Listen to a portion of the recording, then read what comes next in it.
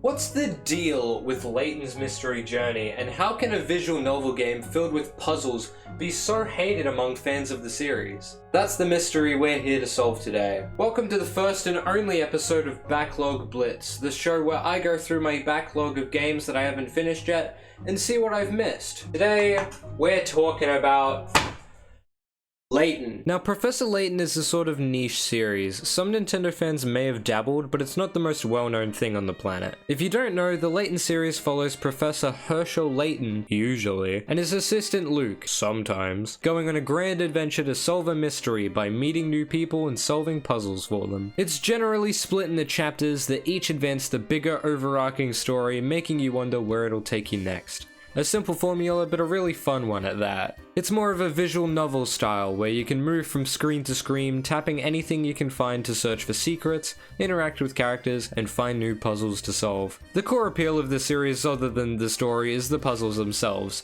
and they can be pretty tricky sometimes. They do not hold back on these puzzles. You really have to take your time and think critically if you want to figure things out. You can hunt for hint coins outside of puzzles that'll give you hints on how to solve one, and boy, you're gonna need them. Especially in the first title in the series, Curious Village, which is apparently harder than some of the later entries I've heard. I remember playing Curious Village on my relative's old DS Lite back in the day, and believe me, 13-year-old me struggled hard with some of these. Obviously, I imagine I'd find it a bit easier nowadays, but back then I had to ask my mum for help, and she was just as stumped as me. But to the game's credit, it's not like these puzzles are unfair or anything. They're just fun challenges that really test your problem-solving skills. I never got very far in the game because I didn't have much time to play it, but I remember loving it to death. The characters and environment was so charming, Layton was such a fun character, and I loved the way that the game made me feel like I was actually smart, a feeling we all crave. I wasn't alone in my love for Curious Village, of course. The game sold over 3 million copies, which is pretty impressive for a brand new IP. Nintendo has always tried to balance core gamer titles with more casual games,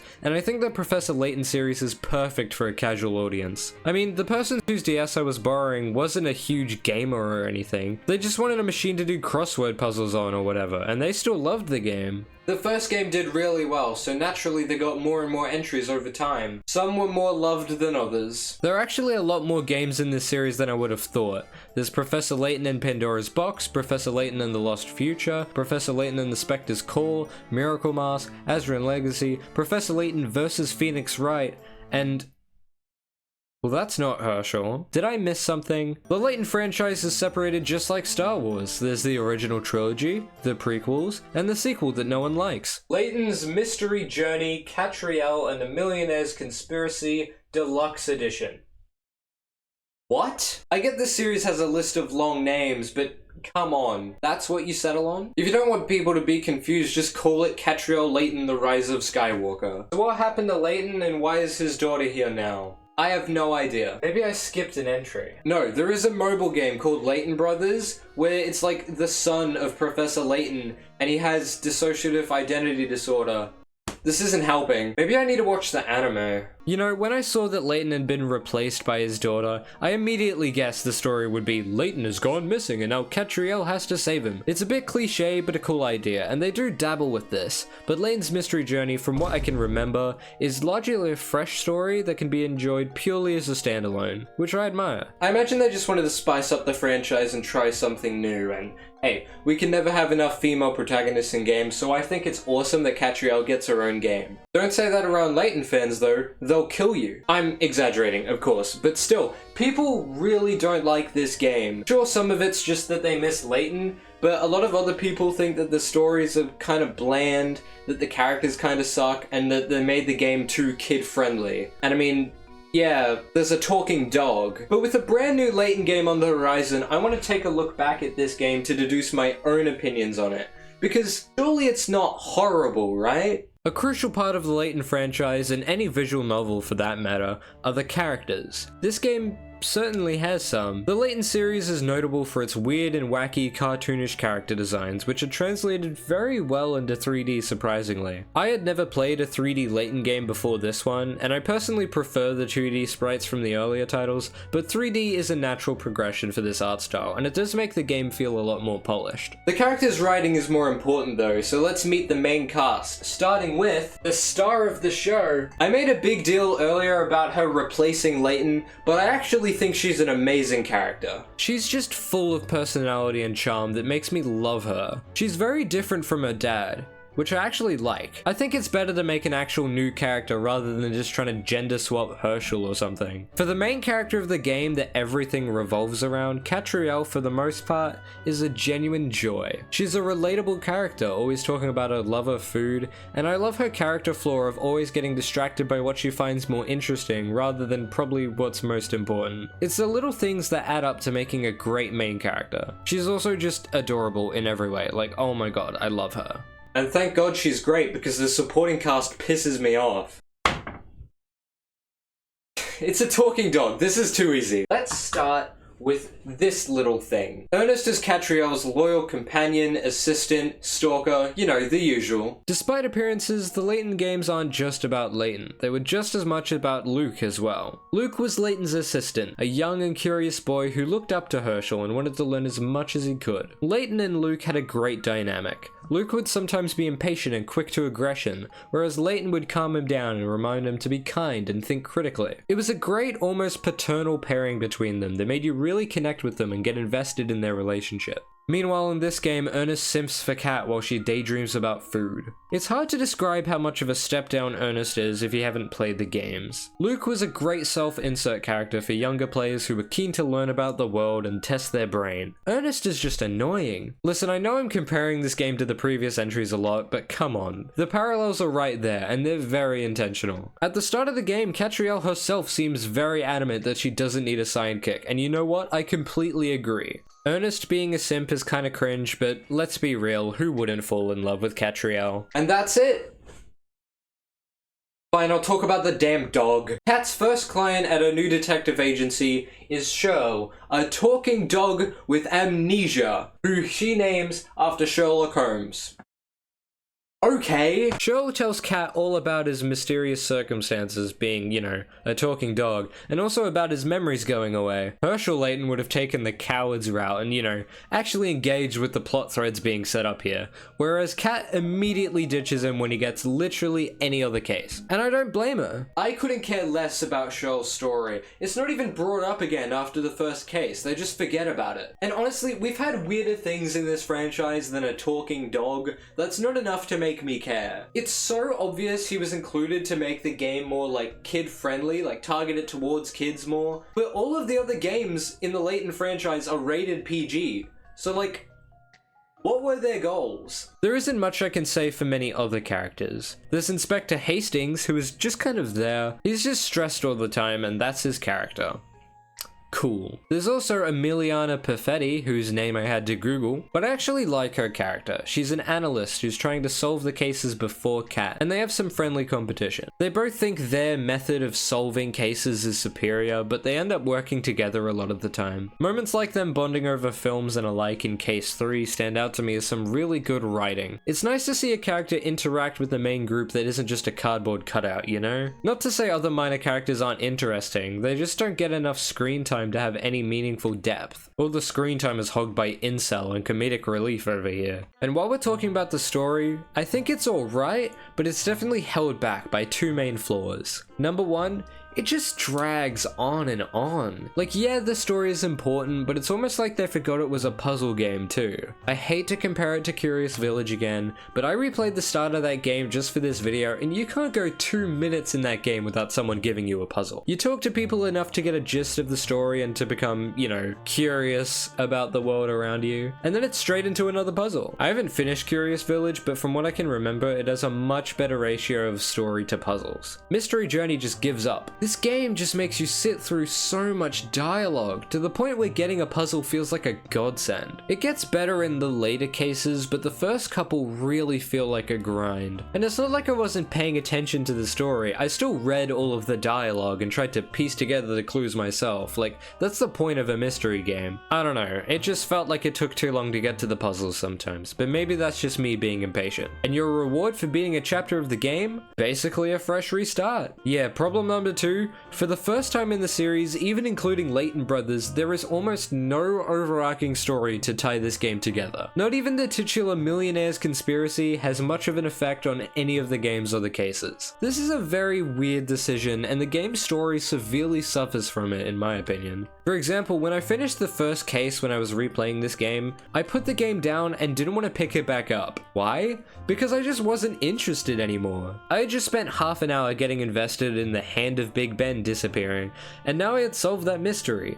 So what now? There's not much of a story there that I'm actually interested in seeing more of. Doing cases would be fine if there was more of a big story thread tying them all together. Like, I'm spitballing here, but maybe it could have all been part of some sort of Millionaire's conspiracy. But instead, each case feels very standalone and uninteresting. In fact, after you've beaten the first case, you can stop and start cases in any order you like. The first 4 cases still have some sense of linearity, with characters recognizing Kat from her previous cases and whatnot, but eventually they just say screw it, here's 4 brand new cases with new characters and barely any continuity. It's just bizarre to me. That, along with the addition of the daily puzzles option, it kind of makes the game feel like it's meant to be more of a pick up and play type game, where you can just do whatever case you like without worrying too much about the story. But if you don't care about the story, then why are you even playing the game? This is just kind of baffling to me. Like, why would you not want an overarching story like every other game in the franchise has? Fans of the series love those stories, but what, did the devs really think that these individual cases could hold a candle to the grand mysteries of the previous entries? I'll save you some time.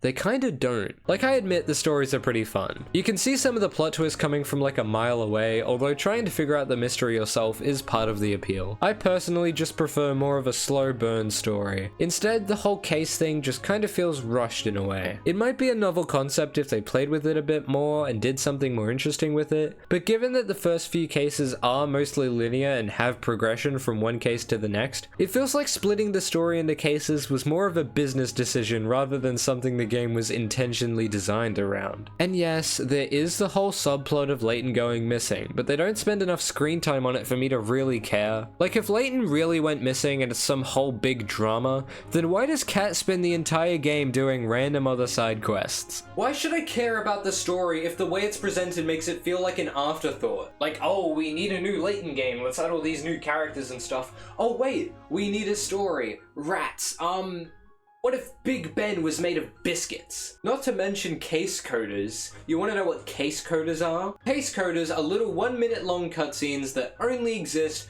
to cover up plot holes that the writers couldn't be bothered to fix in the main story, all under the guise of adding new content to the game. Great. The cases stories themselves are generally pretty mixed. They're fun mini adventures, but there's nothing really to grab hold of. In my opinion, you can't really tell much of an engaging story if every case has to start basically from scratch in case you don't remember the rest of the story. And because there's so many of these cases, this game takes forever to beat. That obviously isn't inherently a bad thing. More content is generally more bang for your buck. I'm not mad at that. But with not as much of an overarching story to tie these cases together, I'm just not as interested in them as I could have been. And that's the thing. Maybe it's just me, but I feel like this game expects you to care a lot more than you might. This isn't a long game by any means, but it really feels like it sometimes. It doesn't do enough to make it feel unique compared to the other games in this franchise, and yet it copies the other games in such a mediocre fashion that it doesn't even feel like it got that perfectly right. And maybe you're thinking, oh, why do you keep comparing it to the other games in the franchise? Maybe it's a good standalone game. Are you sure? I mean, it has a talking dog. Now that's not fair. This game does have its fair share of exclusive features. For example, fashion farthings. They're a similar currency to hint coins. You can find them by exploring the world, but instead of spending them to help you in puzzles, you can spend them on cute outfits to dress Katrielle in. You can also buy clothes for the dog. Thank God you had me worried there. This is actually a really neat feature. Obviously, by having a female protagonist and having a more child-friendly tone, you would likely attract young girls. Hopefully to your game. A mode like this seems like it was included to appeal to that audience, and it does the job, and even I found all the different options charming. I had fun picking a new outfit for Kat depending on which case we were on. Like when I heard we were looking after a character's pet, I put on an outfit that I thought matched the vibe. I just think it's a really cute and fun addition, and hey look, there's even outfits based on characters from previous Layton games. Oh my god. Listen, I've been comparing Mystery Journey to Curious Village a lot in this video, And I know that comparison is the theft of joy, but it's not my fault that I keep thinking of all the previous entries, because clearly so were the devs. This game, especially early on, has a lot of references to previous titles. It's nothing abhorrent, like it all makes sense in context. Stuff like Kat daydreaming about having big adventures like her dad did, or characters saying that they know the Layton name because of Herschel. Which is fine, but something about it in this game just rubs me the wrong way. It doesn't feel like it's there because we're celebrating the Layton franchise or anything. It kind of just gives the impression of pandering to the pre-existing audience, like the devs are telling us, don't worry, it's still a Layton game, we promise. Just 10 more minutes and we might give you a puzzle. And it just got me thinking, this game has no identity outside of being just another Layton game. Does that make sense? Like, each Layton game before it at least seemed like it was trying to develop the franchise in new ways and expand on the formula rather than just rehash old ideas. This game just feels like they needed a new Layton game out that year, which is weird because this was the first Layton game in like 4 years or so, after the other games all released with pretty small time gaps between them. Hell, the first 2 games both originally came out in 2007. Along with me. You'd think after waiting such a long time for a new Layton game, they'd pull out all the stops and make the best Layton game they could. But they didn't.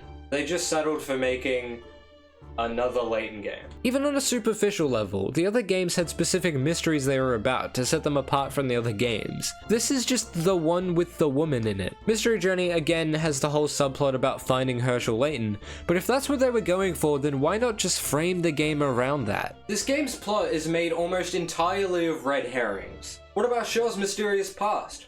We still don't know. Stash and Scarfin still has a longer page on the wiki. And where is Layton right now at this part of the timeline?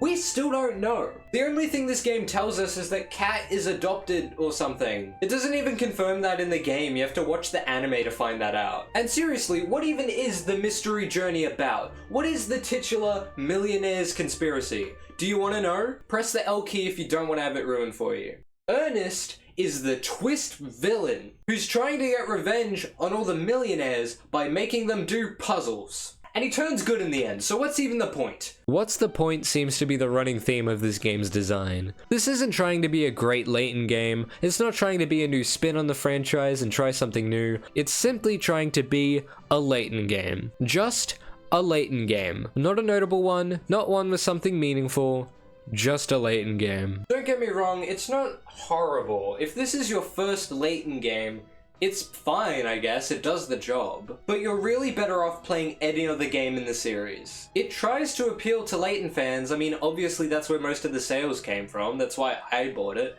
I saw this game in EB Games. That's Australian GameStop for you Americans out there. I saw it and I was like, wow, a Layton game on a console I actually own. And I can play it whenever I want. I can take it with me on the go. And there's a talking dog. God.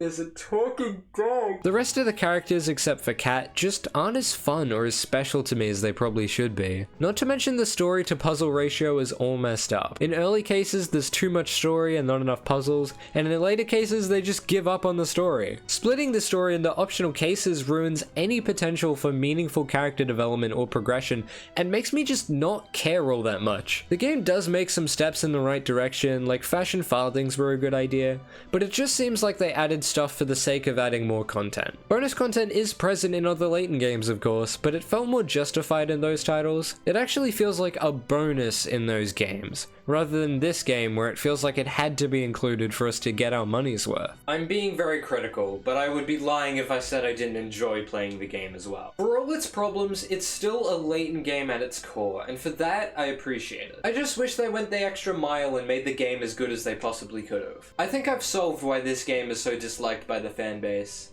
It's not that it's bad, it's just underwhelming. I don't know how to explain it, but it feels like Layton without the charm. It's a good game and all, it just doesn't hit the same heights as the other games do for me. And it's okay if you don't agree, there is a lot to love in this game, I admit that. It's definitely not a bad game by any means. There's plenty to love, but in my opinion, you could experience that love tenfold by just playing any other Layton game. In a word, Layton's Mystery Journey is replaceable. It follows the good old reliable Layton formula, but it doesn't do anything interesting with it. It doesn't do anything to make it stand out or make it any better than the other Layton games. But at the very least, revisiting this game made me remember my childhood. And it's made me even more excited for the new world of Steam. Hopefully they can learn from their mistakes and make the next Layton game something special. You know, I'm glad I did this. Replaying old games that I haven't really gotten my money's worth out of is a really good way to make sure I don't waste money on buying new games, because I'm poor and have no money. But in the meantime, I'm going to be saving for New World of Steam.